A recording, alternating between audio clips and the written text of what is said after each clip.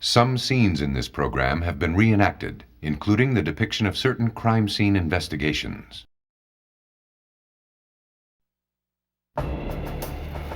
It was Mother's Day, May 13th, 1984, a warm spring afternoon near Tampa, Florida. After spending time with their moms, two boys raced off to fly parachutes made from plastic bags. It was the perfect way to spend a Sunday. But soon, the wind brought a foul smell. They went off to investigate and found a sight they would remember for the rest of their lives.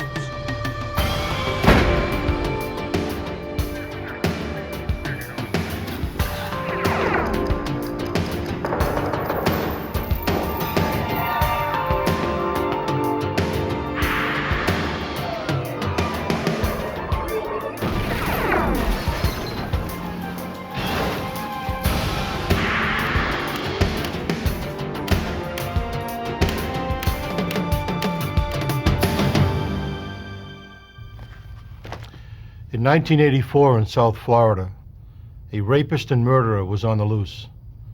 The killer was a ruthless and terrifying predator, the newest member of an infamous group known as serial killers.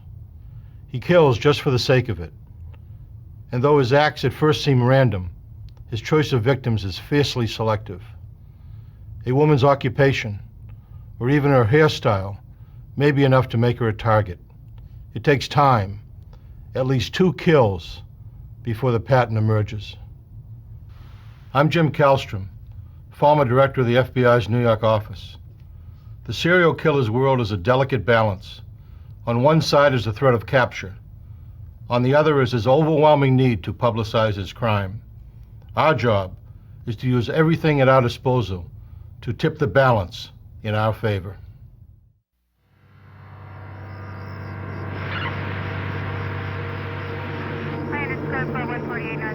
What the boys found was the body of a nude woman lying in the roadside weeds. The medical examiner determined she'd been there for about 3 days. Her wrists were bound behind her back, and a rope with a trailing extension was tied around her neck like a leash. Bruises, blisters, and insects covered her body. But it was the position of the corpse that told detectives this was not a typical murder case. Major Gary Terry, then Lieutenant Terry, had just been appointed head of the Hillsborough County Major Crimes Unit when he got the call. But the unique thing about the body to me was the fact that her legs were spread about 5 foot, 1 inches apart from heel to heel. A scene that I'll never forget and a scene that I've never seen before. The pose was so grotesque, the body seemed to have been positioned that way deliberately. Had the killer meant to shock whoever found it? Crime scene technicians photographed the body and measured its distance from the road. They carefully packaged what little evidence was left, some cloth tied in a knot.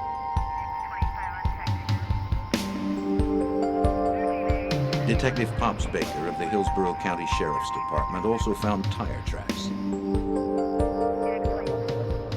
He worked that night to make plaster casts. Tire casts can reveal the make and size of tires to help experts deduce the size and type of car a criminal is driving. They can also link him to a crime scene.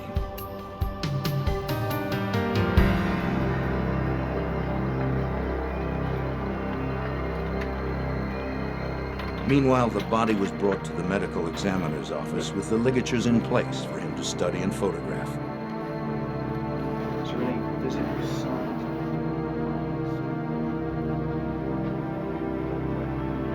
The medical examiner determined the victim had been raped, then strangled to death.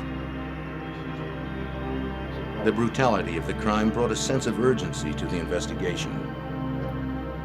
Fearing this would not be an isolated case, Lieutenant Terry immediately contacted the FBI's forensics lab in Washington, D.C.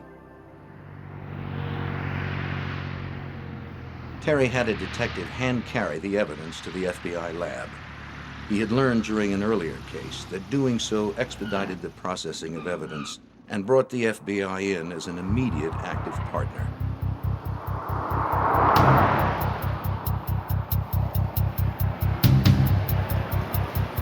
The FBI lab is one of the foremost forensics laboratories in the country. There are experts on every type of evidence, from bullets to fibers to vehicle parts to nuts. The FBI's knot expert analyzed the ligatures from the tamper victim's wrists and throat. They had been removed intact in hopes they'd tie the killer to his deed. They might also say something about his past. Specialized knots might reveal that he had been a merchant marine or in the military.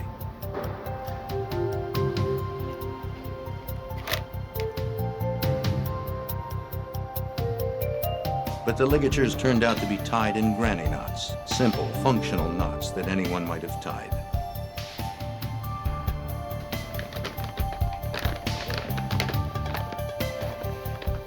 An FBI fiber expert analyzed the fabric found near the body.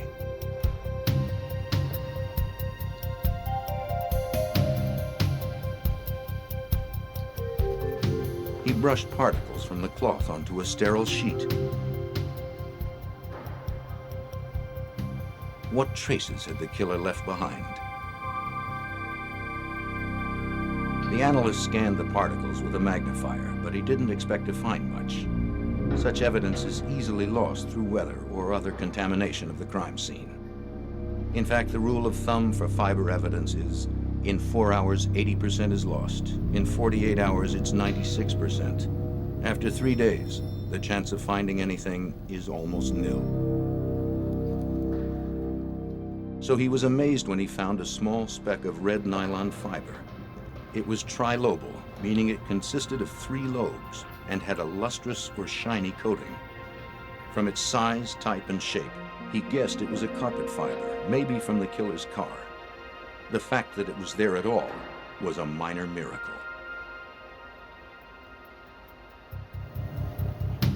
The analyst from the FBI lab told the Hillsborough detectives to keep the discovery secret. If this were a serial killer, publicizing fiber evidence could make him change his pattern or his vehicle, so he'd be harder to find. The FBI's tire lab also scored.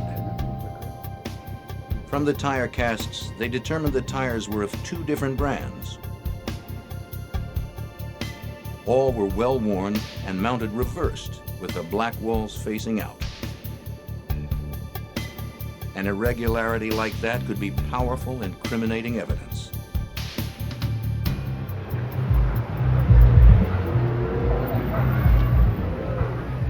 Back in Tampa, police identified the victim from her fingerprints the day after her body was found.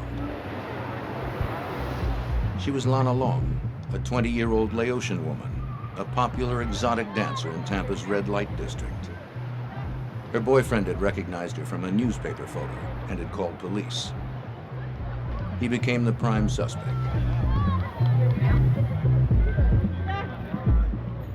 Officers questioned the girls on the strip but received no information implicating the boyfriend or anyone else. They were stumped. Okay, I'll meet you up here at the tape.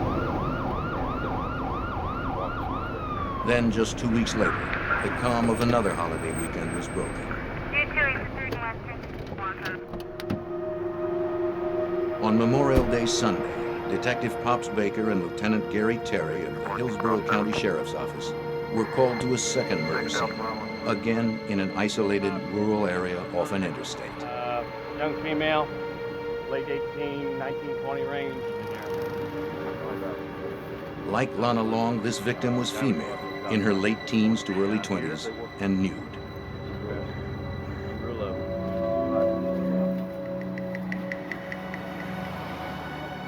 She was also bound at the hands and throat and had a knot at her neck with a leash-like extension. But this knot was different. It was a hangman-style noose. I can remember driving all the way to the crime scene and saying to myself, please don't let this victim be bound. In 1984, we very rarely had homicide victims bound. That's the first thing I asked the officer protecting the crime scene when I drove up. Is she bound? And he said, yes, sir, she is. So we've gone from very rarely having victims bound to 2 within 2 weeks. So we knew we had a problem. This woman had not been dead long. She's still warm. Because the crime scene was fresher than the last, more evidence remained. Detectives found a man's olive green t-shirt and some strands of hair, which they determined were not the victim's. Hanging from a bush a few feet away from the woman's head were her white pantyhose and white jumpsuit, both covered with blood. From the brutality of her wounds, detectives knew she had fought for her life, and that it had been a savage struggle. She had been raped, strangled, beaten, and her throat had been cut almost from ear to ear. The medical examiner reported 3 causes of death: asphyxiation, head injuries, and a lacerated throat. As before, Baker found tire tracks. Casks were taken for analysis in comparison to the ones found at the first murder scene. Once again, the crime scene evidence was hand-delivered to the FBI lab in Washington. Analysts found the same red, lustered trilobal carpet fibers as at the first scene. And this time, there were red trilobal delustered fibers too, with the shiny coating absent. It said fiber evidence is the silent witness, but this match seemed to scream that the cases were linked. Lana Long's boyfriend could not be tied to the second murder, and he was cleared as a suspect. The items found at the scene also provided other clues. The green t-shirt was a size large, suggesting a person of medium build and chest size. The head hairs were medium brown, from a male Caucasian. These 2 pieces of information began a physical evidence profile, which are shared with other law enforcement agencies.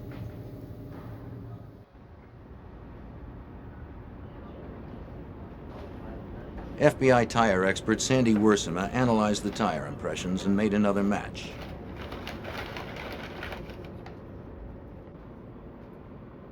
The tracks were the same as those from the first murder scene. Now she knew the position of each tire on the car and that they were mounted on a mid-sized vehicle.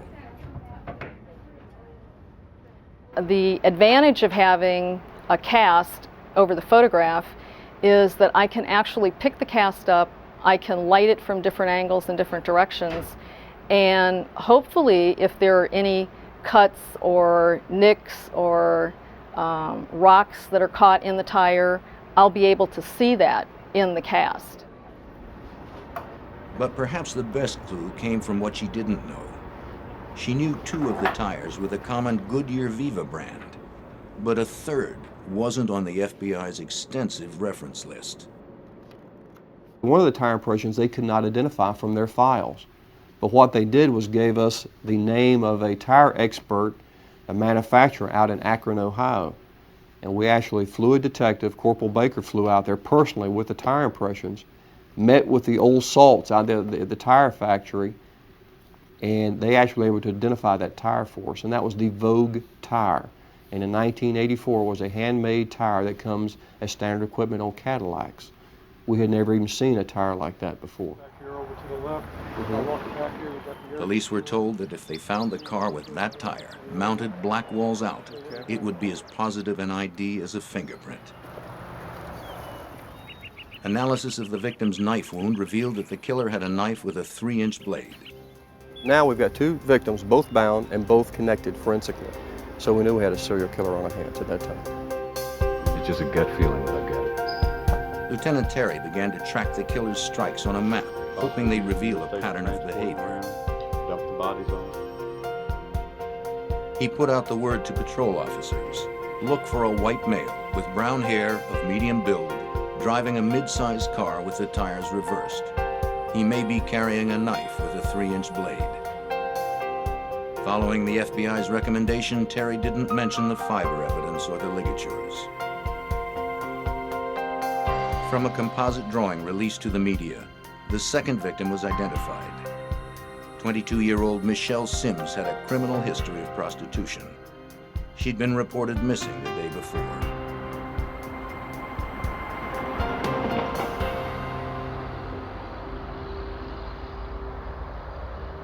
A key member of the Hillsborough County investigative team was Detective Randy Latimer.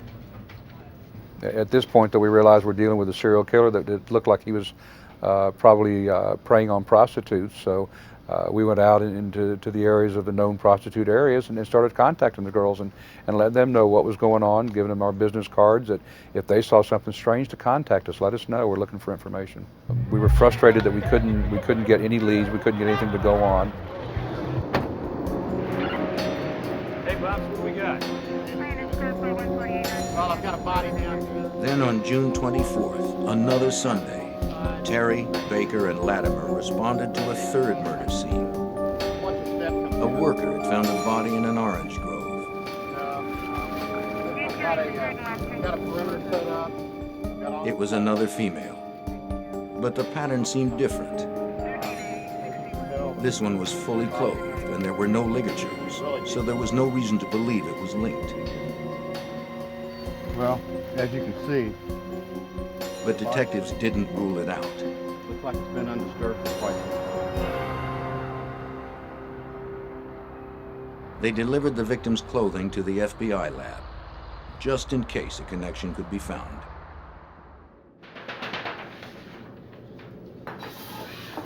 This time, the fiber expert they had worked with before was not available, and someone else was assigned. He wasn't asked to compare the new evidence to the old, so he didn't. Nor did he begin the analysis immediately. Doesn't look like, The body was so badly decomposed it only weighed 25 pounds, including clothes. It took some time to get an ID, and when it finally came, the victim's lifestyle didn't fit the pattern either. 22-year-old Elizabeth Ludenbach of Tampa was a shy assembly line worker who lived with her family. She had no criminal history and was not a prostitute, although she did frequent bars on Tampa's Strip.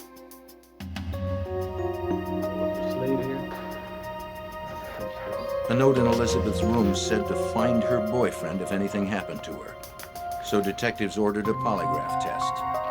I'm going to ask you a series of questions, and you just need to answer yes or no to those questions. Do you understand? Yeah.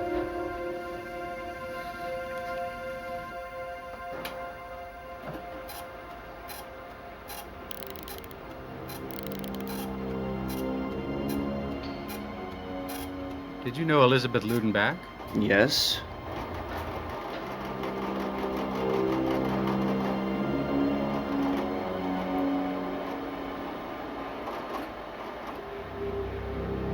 Did you have a relationship with Elizabeth Ludenbach? Yes. Did you ever harm Elizabeth Ludenbach? No.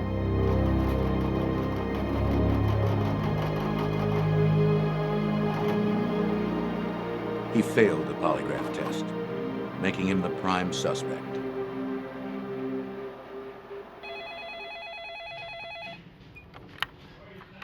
It wasn't until mid-September, 3 months after the discovery of Elizabeth's body in the orange grove, that the results came in.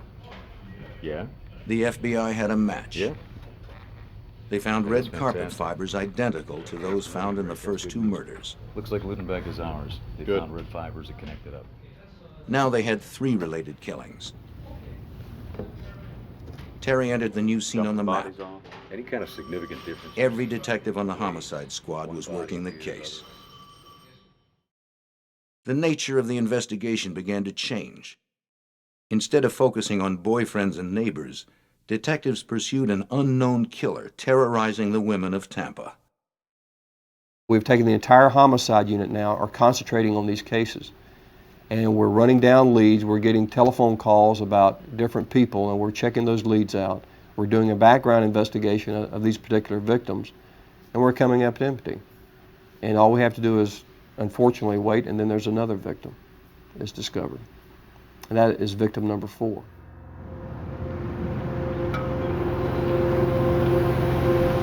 After a lull of more than 3 months, the calm of yet another Sunday was shattered.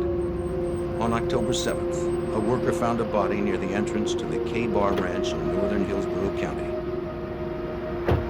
This time, Detective Steve Cribb was assigned to help process the scene. He, Terry, Baker, and Latimer didn't have to look far for the first grim piece of evidence: the victim's bra hanging from the entrance gate. The nude body of a young black woman was nearby. Her clothing was beside her. Most of the detectives ruled her out as a serial victim. She had been raped, but unlike the others, she had been shot, not strangled, and there were no ligatures. Also, she was African American, and usually serial killers don't cross racial boundaries. Get her into a controlled environment, we'd be able to really inspect. While the FBI analyzed the evidence, detectives identified the victim from fingerprints. 18-year-old Chanel Devon Williams had just recently been released from jail on a prostitution arrest when she disappeared. She was last seen working the red light district along Nebraska Avenue with a friend, another prostitute, a few days before. She had been dead about 6 days.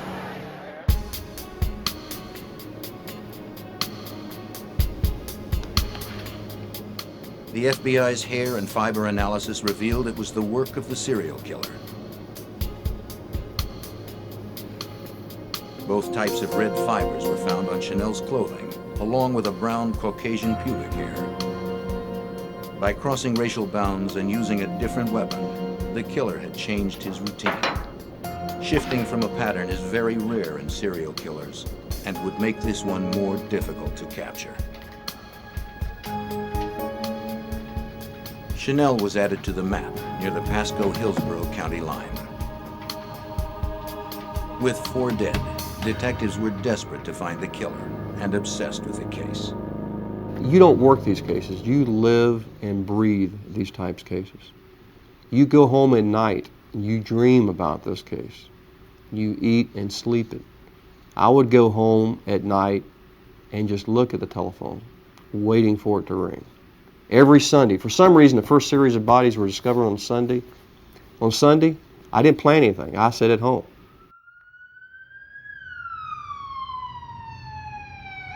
Indeed, the Sunday after Chanel's body turned up, Terry, Baker, Latimer, and Cribb were called to another murder scene. This one was near Lake Thanodasassa, northeast of Tampa. A couple of amateur archaeologists had uncovered a morbid find. At the side of the road was a woman's body, wrapped in a gold-colored bedspread, tied with a blue jogging suit. Thank you. We need that.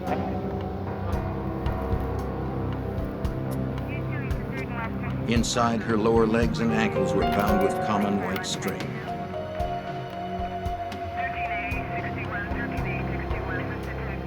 Her hands were tied in front of her with a red bandana. She had been bound, raped, strangled, hit on the forehead, and dragged through the dirt. It seemed the killer was back to his old pattern. The woman was quickly identified from fingerprints as 28-year-old Karen Dinsfriend. Raised in an affluent suburban household, she had died a drug-ravaged prostitute.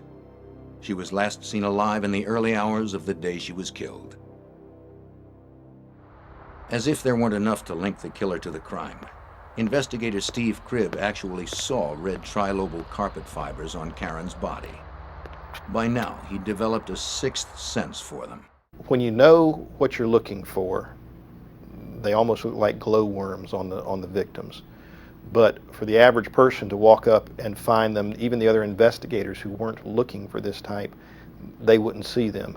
But they became such a key point of the investigation that when we went to a crime scene, that's one of the first things we would look for with the carpet fibers. At the FBI lab, the fiber expert compared these fibers to the ones from the other crime scenes. They matched. There were now 5 cases linked to a single killer, but there was still no name, no face, and no one under arrest. It becomes very frustrating that you know someone else is going to die because you haven't stopped the suspect. You have enough information to know that he's doing it, but not enough information to pick him out of the crowd if he were to bump into you walking down the mall. Because you have to remember, in this series of cases, our concern is if we don't stop this guy, if we don't find him today, he's going to kill somebody tomorrow or the next day. And when in fact he did. 2 weeks later, on Halloween, another victim emerged. A contractor digging a ditch found the mummified remains of a woman's body. Terry, Baker, Latimer, and Cribb arrived at the scene.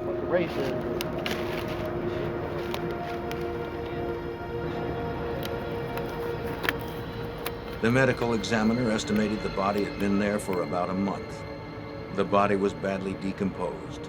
An ID would require special measures. The FBI lab needed to soften the skin on the hands in order to get fingerprints. As hard as the victim was to identify, detectives instantly recognized the killer. The body had been completely mummified. The head had been separated by animal activity. There were no ligatures attached, no clothing. And again, you just look at the body and you realize it's him again. You just have that feeling by now of the crime scenes, of seeing body after body after body, that it should be the same killer. And in fact, it was.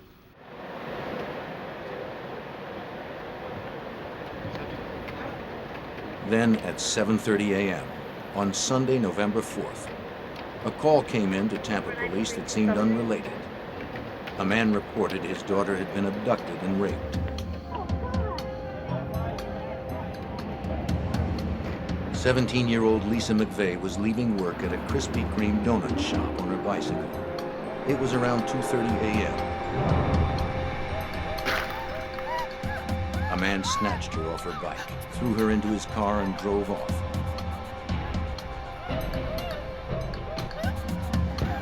He held her at gunpoint, reclined her seat so no one would see her, and told her to remove all of her clothes.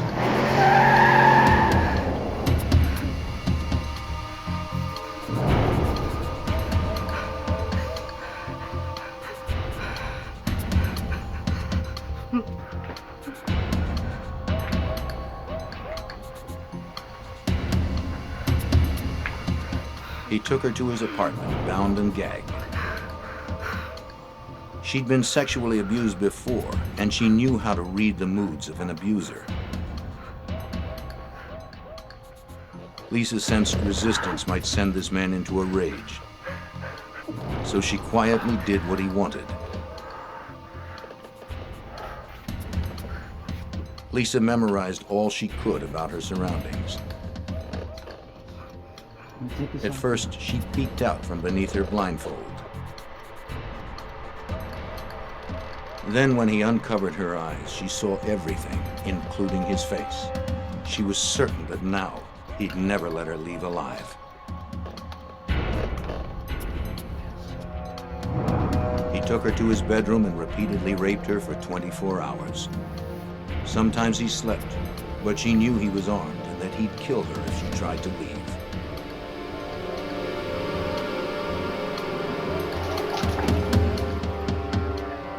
After a full day of captivity, the man told Lisa to take a shower. Then he gave her some clothes and made her a sandwich. To her amazement, he said he would take her home.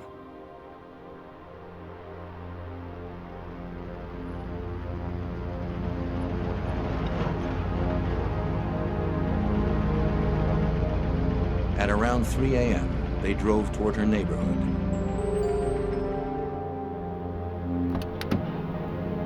On the way, he stopped at a 24-hour teller machine to withdraw money to get gas. Peeking under her blindfold, Lisa continued to memorize details. The Howard Johnsons, road signs, the word Magnum on the dashboard of his car. He finally released her near her home.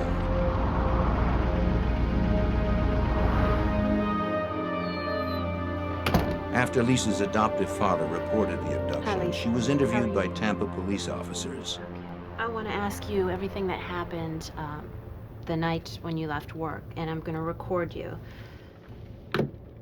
They were amazed by her almost total recall and fierce resolve to catch the rapist. Well, I always leave work about 12 o'clock. I got on my bike. Although Lisa had not been killed, there were many similarities to the Hillsborough cases. The abduction, the rape, the man's build and hair color, and even the red interior of his car. Tampa police sent Lisa's sweater to the FBI lab. We were inundating the FBI lab with things to compare for fiber samples. Rape cases, assault cases, anything sexually related, any violent crime, we were sent to the FBI lab for a fiber comparison. Meanwhile, just a week after the last body was found, Pasco County detectives were called to another murder scene. On November 6, 1984, a woman's body was found on the same road as the fourth victim, Chanel Williams. Only this time it was to the north, in neighboring Pasco County. Pasco detectives called Hillsborough detectives to a vacant lot near a mobile home park. If you look right here, The body was in a different county, but the ligatures and fibers were all too familiar.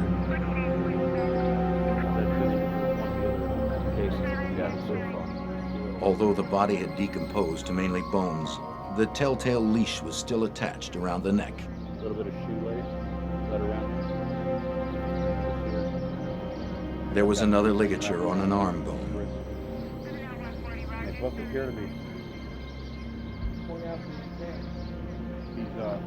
Near the body were the woman's tattered blouse and panties, and some jewelry. Careful of that ligature around the neck. We're gonna just leave that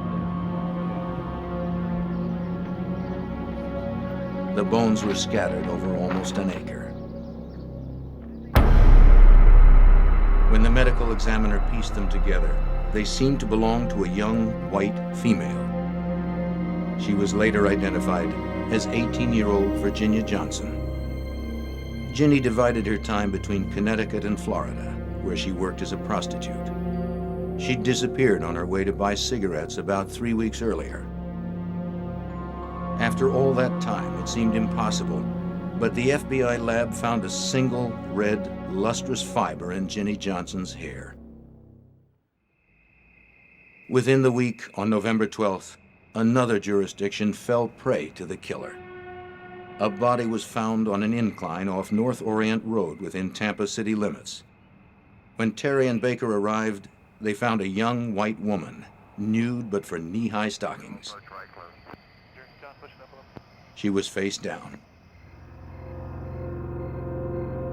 When they turned her over, police knew from her bloodied face that she had been savagely beaten and that she had struggled.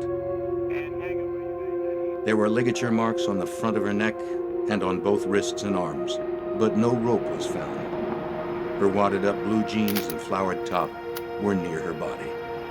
Detectives Baker and Cribb immediately saw something stuck to the blue jeans, tiny red fibers. In the pocket of the jeans was the victim's driver's license.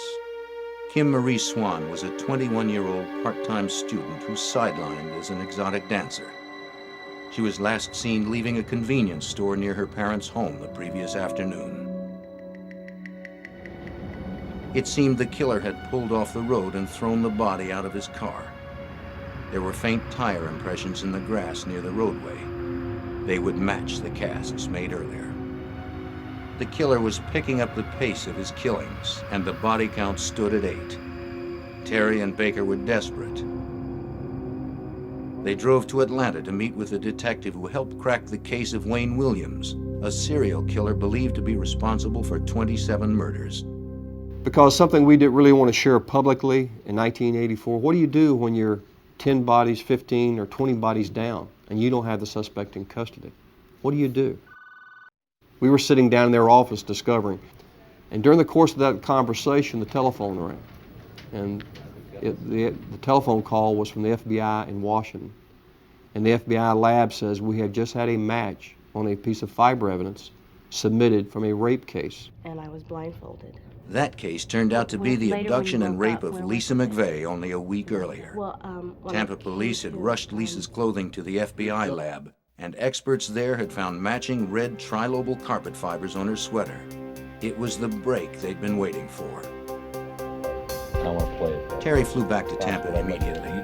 He formed a task force of officers from the Hillsborough and Pasco County Sheriff's Office, the Florida Department of Law Enforcement, and the FBI, along with the Tampa police detectives already working the rape case. Then he divided them into teams, each with a different assignment. They initiated a massive manhunt. Patrol cars fanned out across North Tampa. They were looking for the killer's apartment and his red Dodge Magnum. The information from Lisa McVeigh was their roadmap.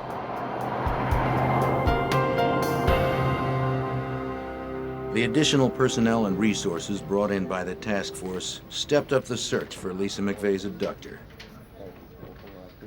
Because the perpetrator used an ATM, one team of investigators subpoenaed the November 4th bank records for all local automatic teller machines.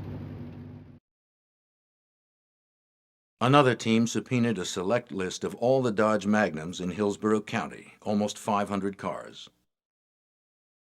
Then they compared the bank records and the list of Magnum owners, looking for a name that matched.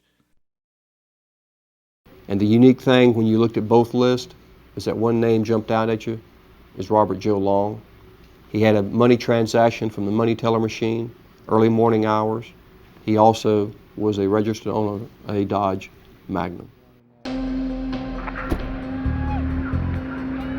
In addition, earlier that day, a task force team from Tampa spotted a red Dodge Magnum on Nebraska Avenue, the killer's hunting ground. The detectives stopped the car. They told the driver they were looking for a robbery suspect.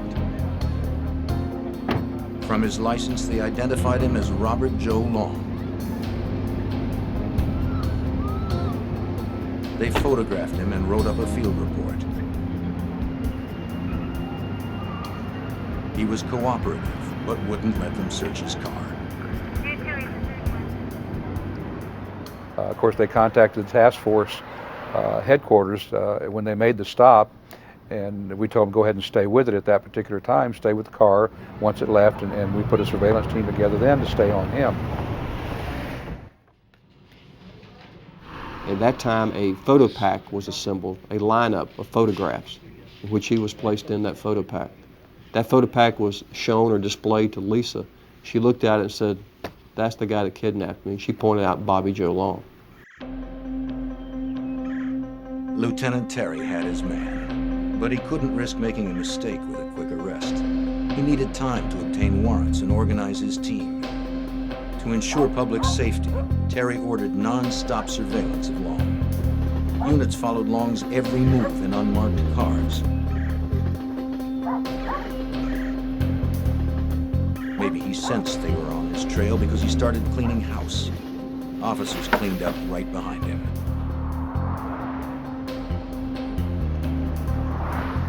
Even when he vacuumed his car, police seized the vacuum. They retrieved everything Long thought he was destroying.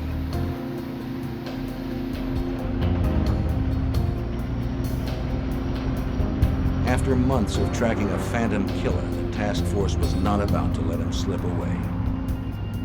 Less than 24 hours after Lisa McVeigh identified Bobby Joe Long, the arrest plan was firmly in place. The task force moved in. They had followed Long to a movie theater.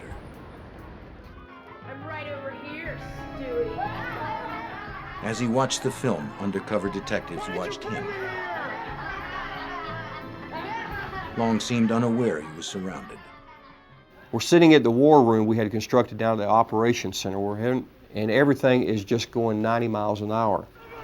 We have a surveillance team on the inside of the theater watching it. There's a surveillance team outside watching the car. And that nagging doubt comes to you. Is this really the guy you've been chasing for 8 months? Is this really the guy that has been killing these women? So we tell the surveillance team outside, listen, whatever you do, get up to his car. I don't care if you have to low crawl, whatever you have to do, get to the car and tell us what kind of tires are on the car.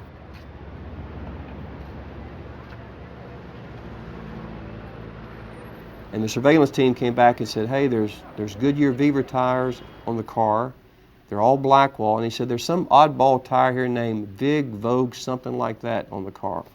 As soon as he said that, we knew. When we pulled up and saw the car, saw the tire, the Vogue tire that had been described from one of our tire impressions, when we saw the seat that revolved, that laid back, the red carpet fiber, there wasn't a doubt in our mind that we had the right suspect.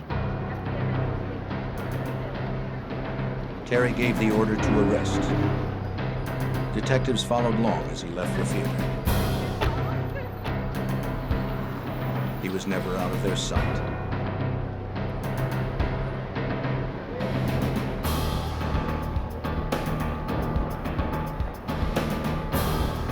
They didn't know if he was armed, so as he approached his car, they jumped him and brought him to the ground.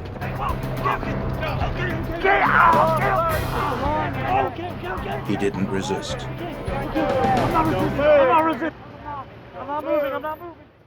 He was on the ground when I walked up to him and placed my badge next to his face and identified myself as a deputy sheriff, advising him he was under arrest. They took Long's car to the Hillsborough County Sheriff's office garage.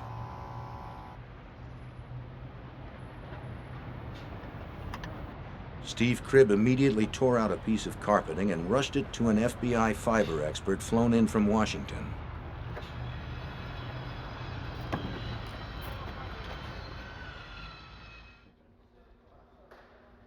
Statement from you? All right. Meanwhile, Randy Latimer and members of the task force interviewed Bobby Joe Long, who had declined his right to an attorney. I heard when they arrested you out on the street that you got some cuts and stuff on your hands and arms. Did they take care of all that for you? Oh yeah, just a couple scrapes.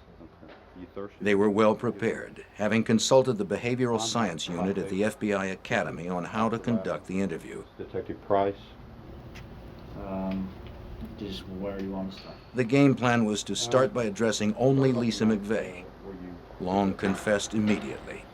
Well, I went down there and parked my car. After he admitted to the rape and abduction of Lisa McVeigh, we talked about why he let her go and what went through his mind and what went on. I rolled into questioning him about prostitutes. Have you ever picked up any prostitutes? He told me he had in Miami. I asked him about here.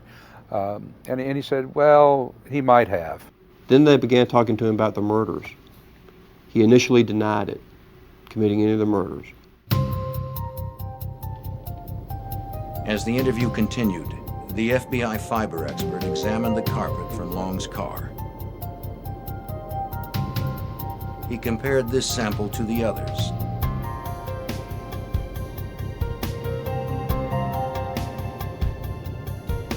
It was the moment of truth.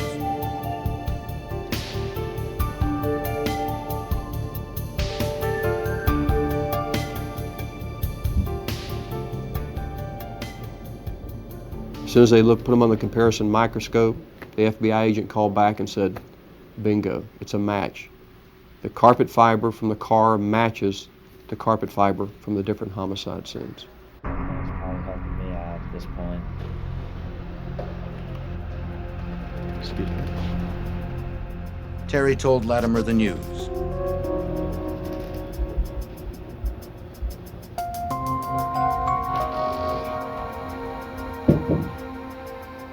Then Latimer explained it to Long. I mean, we just got information. He told him about the fibers and their significance, and about Long's brown head hair found at the crime scene, and the Vogue tire. Latimer let Long know that by the time they found the second body, they were already on his trail. What can I say? The evidence was overwhelming. And he looked down, he had his legs kind of, his knees spread apart, and he looked down between his feet. And I said, yeah, I did it.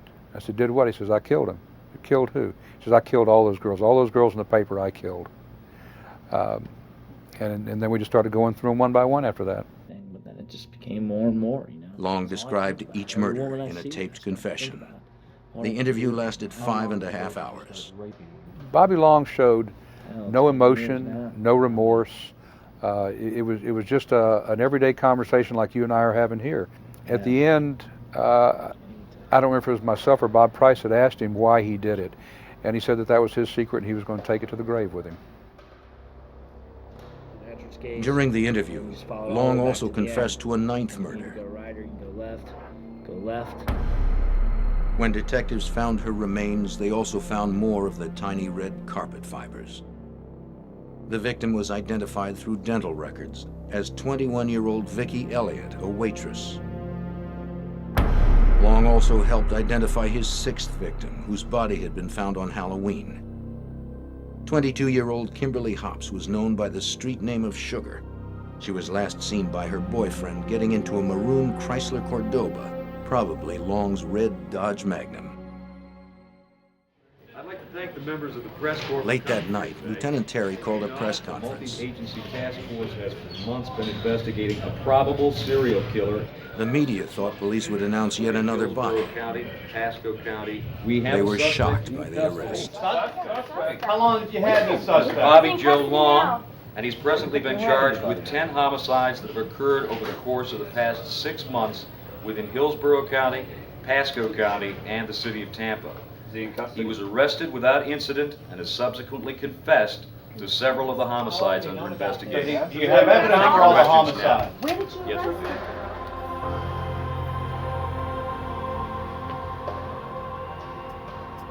Open 5. In the coming days, Hillsborough detectives learned they weren't the only ones tracking Long. Task Force member Charles Troy, a Pasco County detective, stumbled upon the truth. He realized that Long fit the description of a man who had raped a Pasco woman months ago.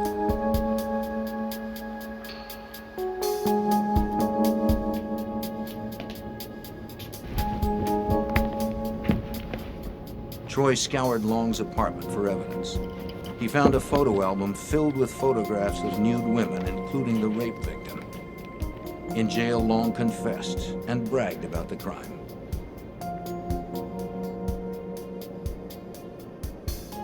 Detectives had also found clothing and jewelry from Long's other victims. It's a common quirk of serial killers to keep photos or other trophies of those they kill. Detectives soon realized that Long was the classified ad rapist, named for his M.O. He canvassed the classifieds for women selling beds and other furniture, and when they let him in, he brutally raped them. He had never been apprehended. Long may have raped more than 50 Florida women in the 1970s and 80s, some even during his murder spree.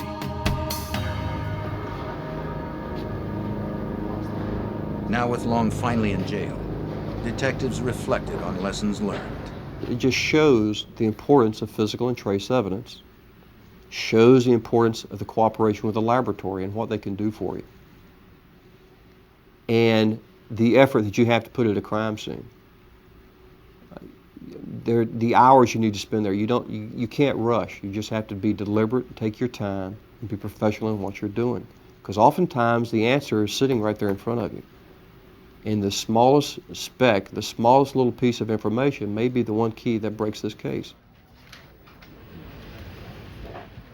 As detectives got ready for the Thanksgiving weekend, they thought the horrifying 8-month string of killings was finally behind them. They packed up the boxes of evidence and hoped some semblance of normalcy would finally return. But even then, a quiet holiday seemed to evade them. On Thanksgiving Thursday, a couple out walking found a skull, bones, and some clothes, as well as 3 pieces of rope, including a leash-type ligature. And what he really enjoyed was the pain, the torture, and the torment, and the control he exercised over these victims. You can see that in the early crime scenes with the leader, the leash-like attached to their neck, where he choked them out of consciousness. Then the victim wakes up, and he's still there astride her, raping her, torturing her. That's where Mr. Long got his enjoyment, his kicks. Killing, just eliminate a witness. he could do that without any compunction, without any trouble at all. When a forensic dentist linked the body to a missing persons report, Long confessed. The victim was Artisan Wick, an 18-year-old bride-to-be who had vanished from a northeast Tampa street corner on March 28th. She had been missing for 8 months. Ironically, Wick was the first victim taken, though the last one found. She brought the known death toll to 10, but Terry has always believed there were more. I'm confident he's killed other women, other people. Are we going to find those bodies or discover those other cases? I don't know that we ever will. Bobby Joe Long was never convicted in the classified ad rapes, in part because the statute of limitations had expired by the time he was caught. He did receive 6 life sentences and 693 years for attacks on women in 1984 and 85. For the Hillsborough murders and the rape of Lisa McVeigh, Long received 33 life sentences. He was sentenced to death for the killings of Virginia Johnson and Michelle Sims. After sentencing, Long left the courthouse whistling a tune. Mr. Long is a killing machine. He became very proficient at what he was doing, very skillful at it. And if Mr. Long ever sees the light of day, all you're going to have to do is follow the trail of his other bodies, of his other victims, because he will kill again. He enjoyed it. Long remains on Florida's death row, with no date set for his execution.